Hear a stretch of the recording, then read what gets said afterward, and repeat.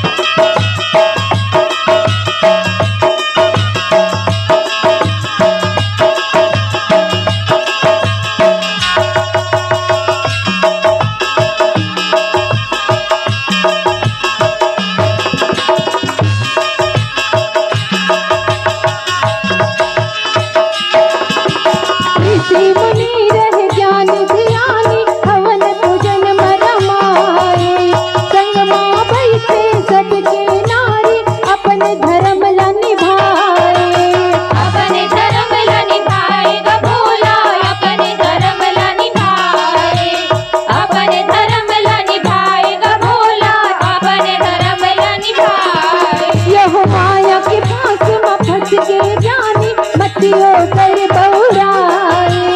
सगर जगत के हावन चलैया मुनिवर लागे कहाए मुनिवर लागे कहाए ग भोला मुनिवर लागे कहाए मुनिवर लागे कहाए ग भोला मुनिवर लागे कहाए नैये दुनिया में मोर कस ज्ञानी मोर कस ज्ञानी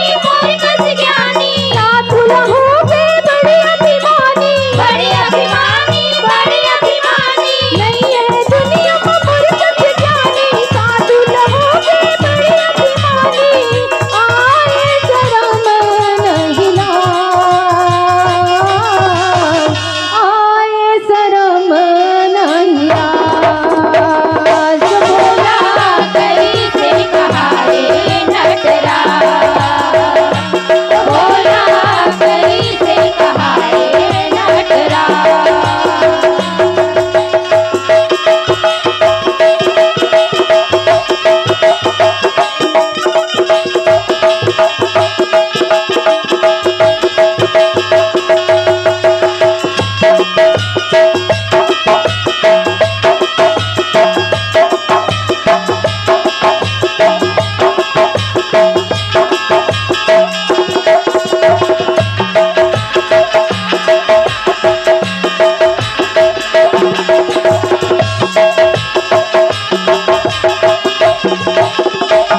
निब परीक्षा खातिर भगवन शिव गोरे रहे आए